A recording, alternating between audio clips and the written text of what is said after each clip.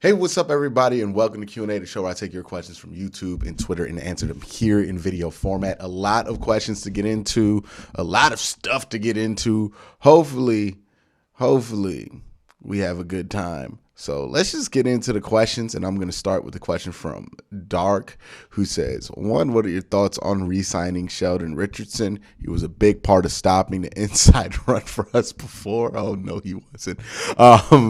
God bless Sheldon Richardson. I love Sheldon Richardson, man. He was a great player for us, a great pass rusher, but the interior rush problems when him and Larry Ogunjobi were here, oh, my goodness, they were so... All right, but let me get on to the rest of this question. Number two, Njoku was the clear number one this year in the tight end room. He's been here for the worst and wants to stay for the best to come. If you were AB, how do you find money to re-sign him? You could find money by getting rid of Austin Hooper. Now, that does put you in a little bit of a bind, right? Because you're going to lose $3 million in dead cap money. In order to do that, you'll gain like 6, but you'll lose like 3. And you'll also lose a tight end. Austin Hooper has some value as a tight end because he is a decent blocker, right? I know he's not the greatest receiver in the world. He's not really supposed to be a number one receiving option. He's just paid like it. But, you know, it's one of those weird things where, like, if you get rid of him, you kind of still got to replace him. So you got to find more money or somebody to replace him there. It doesn't look like they're totally enthused with what they've seen out of Harrison Bryant so far. He could always take a next step in year 3 and play very well, but just from, the lack of targets that he got this year, it doesn't seem like they're super enthused about him, which, brings up a question here. It's like, can you keep Njoku without having to get rid of Austin Hooper? That's going to be the question. Even though a lot of people want Austin Hooper gone, they got to figure out who's going to be tight end 3 if they're going to run so much 12 personnel, especially. Next question comes from TT, who says, if we were to trade Austin Hooper, what would the price look like on him? Here's the thing, man. I don't know if you can trade Austin Hooper, right? If we as Browns fans are talking about how much we don't want that contract, you think another team wants that contract? That's the thing. Like, I think we fall and default to, hey, we could just trade this guy. Let's just trade this guy. If we want to trade him, there's a good chance that, like, nobody wants to give him, right? You could make the argument they could use it as a cap dump, but again, the dead money number is low, and I think there's a question we're going to get to later that touches on that. The dead money number is not high, and it's not higher than the value of the cap hit, but it's also not low enough to where anybody's going to be attracted to it. So you're kind of in a iffy situation with Austin Hooper, to be honest with you. It's a sticky one. This next question comes from William Zinn, who says, with Malik's charges, do you think this increases the chances of us going defensive line in the first round? Now, if you guys don't know what he's referring to, Google Malik McDowell, Florida, come back to this video, and then you'll have the full context. He's done some stuff in that report allegedly that I cannot say on this channel without YouTube throwing the ban hammer down, unfortunately, right? He messed up. So we have to assume Malik's not going to be on the team. Right, we just got to assume he's not going to be on the team, or if he is, he's going to have like a 10-game suspension or something like that. Like what he did, he's not. If he did it and they prove it, 1, he's going to have jail time to worry about. 2, who knows what his NFL career is going to look like. So we just got to assume he ain't going to be on the team. That really sucks because Malik McDowell was your most promising defensive tackle that you had out of everybody. And let's be honest here. They have been frantically trying to fill that defensive tackle hole, both positions, and they have not done anything that worked. They got rid of Sheldon Richardson. They brought in Malik Jackson. Kind of worked, right? It's not like Sheldon Richardson was lighting the world on fire in Minnesota, but, you really didn't get that much of an upgrade with Malik Jackson. Then, the Andrew Billings one, that's a miss, right, by Andrew Berry in free agency. That was a huge miss because not only did he give you nothing in 2020, he got cut halfway through the start of his contract. So just didn't work out there. And then we talk about the draft picks. Tommy Togiai showing a little promise, but he don't look like he's ready to start yet. Jordan Elliott, man, not great film this year. Okay film sometimes, but not great. Not starting level film at all, in my opinion, at least. And then, once you get past that, you're talking about like Sheldon Day, like dudes who are rotational guys. So they got to find a permanent solution at defensive line, right? The interior defensive line, they have had a little to no success. And even when they do have success, stuff happens. So they got to figure it out. They got to do something a little bit more drastic. This isn't a draft that's going to be deep at defensive tackle. So you might want to just take the best one available. There are questions if Jordan Davis is a fit in the 4-3. It depends on, who's coaching him, in my opinion. I think if you have a coach that just trusts him, he'll be fine in a 4-3. If you have a coach that's going to try to hamstring him and use him like a guy in his body size, then you're not going to get the best out of Jordan Davis. I think Jordan Davis is a guy you need to kind of ignore the traditional logic on and be like, oh, he's a 3-4 nose or something like that. Now, he's athletic and quick enough that he could play interior in a 4-3, in my opinion. The next question, my bad, is from Jay Engelman, who says, I was listening to an episode of OBR Film Breakdown that featured Stephen Thomas. He was saying cutting Hooper as a post-June 4th designation would only cost a 3.7 so almost $4 million, which would save the team something over $9 million. That can't be right. They can't, because his cap number is what, $9.5 million. So I don't know if that's right. But let's just say it's right. If that's true, do you think Barry does it? And if he spends that $9 million to get another tight end, who do you like? Look, if he cuts Austin Hooper, that money's going straight to David Njoku, right? Because David Njoku is going to be a free agent. You can't cut Austin Hooper, have no plan to keep David Njoku, right? Because then you're down to one tight end in a tight end heavy scheme. Whether you're running the ball or passing the ball, you're going to use tight ends. So if you're cutting Austin Hooper, it's only because you want to extend David Njoku more, and you don't find Austin Hooper's contributions that valuable anymore. You run with David Njoku, Harrison Bryant, and then you sign a very cheap, like a Dalton Schultz or something like that, blocking tight end, and then you roll with that as your 3 tight end set. Would that be the greatest option in the world? Probably not, but I think it's the option that you got right now, right? The next question comes from Chili Dog, who says, now that the season is over, do you plan to keep up the near daily schedule of uploads, or will it decrease to a few a week? Thanks. My upload schedule during the off season is usually at least Monday through Friday, right? I'll upload Monday through Friday. And then when like free agency is happening or the draft is happening, I will add like the extra 2 days and do some streams as well. Like when it starts to heat up for the Cleveland Browns and the news cycle starts to heat up, I go to 7 days like normal.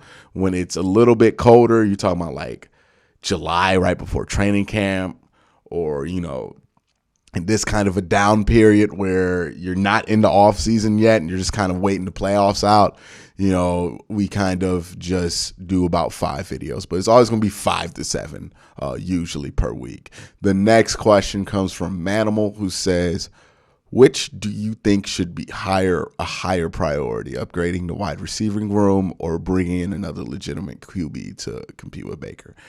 Raising the floor in the quarterback room, in my opinion, and I know there's people who disagree with me, is the most important thing the Browns need to achieve this offseason. If they don't figure out tight end, if they don't figure out wide receiver, all right. But we need to figure out, at the very least, right? This is at the very least how to raise the floor in the quarterback room. That can include competition. That can include complete replacement. I don't really have a preference. Well, I do have a preference. Obviously, like you would, I think everybody would have. Like if you could get Russell Wilson, right? Like that's clearly the preference for everybody. But If you can go about successfully achieving that, I don't mind how you successfully do that, right? If it's competition for Baker and that spurs Baker to play much better than he did in 2021, hey, good on us. We raise the floor of the quarterback room, right? If that's replacing Baker and we get somebody who plays better than Baker next year, I'm fine with that. But going into 2022, the Browns need to address the quarterback room. They need to address the floor in the quarterback room. And they need to do something to ensure that if the quarterback play, for whatever reason, gets as bad as it did this year, no matter who's out there, they have something that they can go to that can be a change or an adjustment that could help them win, because that was the problem, right? Whether you think Baker should have been out there or not, whether you think Baker was hurt to the point to where it affected his play to that level or not, the problem, the main consistent factor of everybody's complaining about this season is Baker got to a point so bad that you could not take him off, but you didn't take him off the field and replace him at some point, right? That's the issue. You cannot have the quarterback play dip to as low as it has dipped in 2019 or in 2021 again. And you need to figure out what your plan is to replace that. It's a hell of a task. I'm not trying to say that is an easy task or minimize the amount of work that's going to go into that. That's going to be a tough one. But it has to be done, right? We cannot come back in 2022 and have any kind of realistic expectations of any greatness if we roll back the same quarterback room of Baker Mayfield and Case Keenum, which, has had its issues over years, quite frankly. So that's just where I stand on that whole thing. Yeah, it's it is eons, in my opinion, eons bigger of a priority than figuring out wide receiver, right? Because we have surrounded this quarterback room with good wide receivers before. It hasn't worked, right? When we had good wide receivers, we were blaming the good wide receivers for the issues in offense. So, something's got to change in there. Yeah, the wide receiving needs to be upgraded, obviously, but quarterback, that's where the buck stops. And last year, we didn't have good enough quarterback play. We need to do something to address that. Next question comes from Cruz Op, who says, "Hey Quincy, why do you think the Browns' Twitter has become so toxic recently? If you weren't a content creator, would you leave Twitter alone and just try to enjoy the games more?"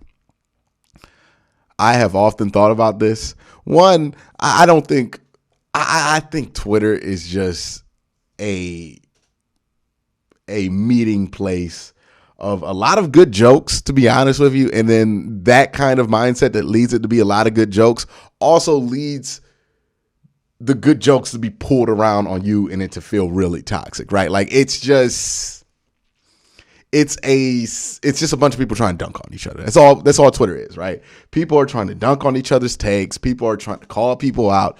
It's the cafeteria, right? And there's fun that you can have in your cafeteria, and there's a lot of toxicity that goes on in your cafeteria. That being said, I also have a saying for me in my personal life. If you love something, don't join its Twitter community. That is real advice. If you love something, if you love a show, an anime, pro wrestling, whatever it is that is your thing that you love, Top Chef, whatever it is, do yourself a favor and do not join its Twitter community. It does not enhance your enjoyment of the product. It is a car crash that you cannot look away from. It is a gateway to see a bunch of opinions that you want to argue with and that you end up arguing with and that you end up there forever, right? If you never, ever download Twitter on your phone, you are fine. If you enjoy Twitter, that's also fine. I enjoy Twitter at times too. And that's part of the reason why I don't leave Twitter, because of the times where I do enjoy it. But if you don't get on Twitter that much, and if you have a show or something in your life that you enjoy, do not join its Twitter community, because that, man, hey, I don't care what it is that you like. I promise you there's going to be a toxic part of that fandom you're going to be introduced to. It could be the most innocent thing in the world. I don't even know what you could say this is innocent. You could be the most innocent thing in the world. and you're going to get on Twitter and start following this community, and you might find some fun tweets at first, and then next thing you know, it's 3 weeks later, and oh my goodness, this thing that you love all of a sudden has a toxic community. That is just how Twitter works. If you love something, do not join its Twitter community. If you're already in the Twitter community for the Browns, you're stuck. You ain't going nowhere. You here, bro.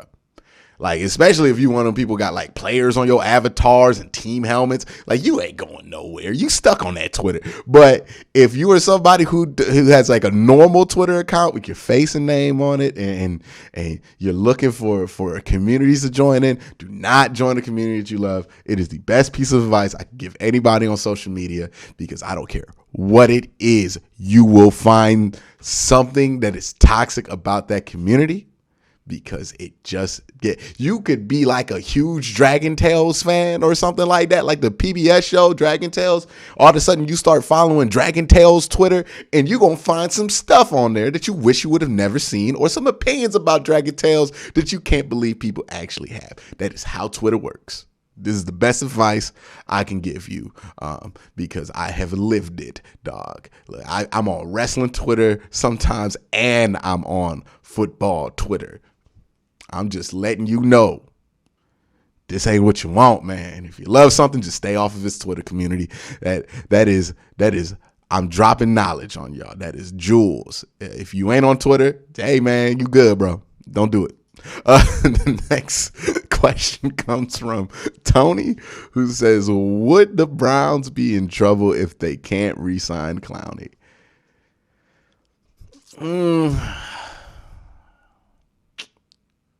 It depends. Again, bringing back Clowney really makes sense, but how do I put this?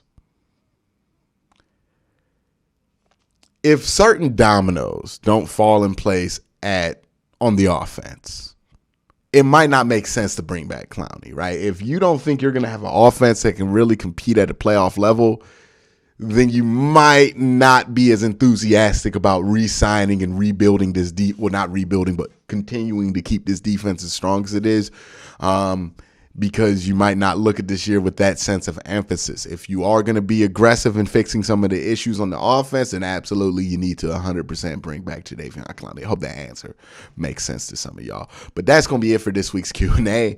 I hope we learned something. I hope we had fun during this episode. But again, guys, thank you for watching. Have a great day. Have a good night.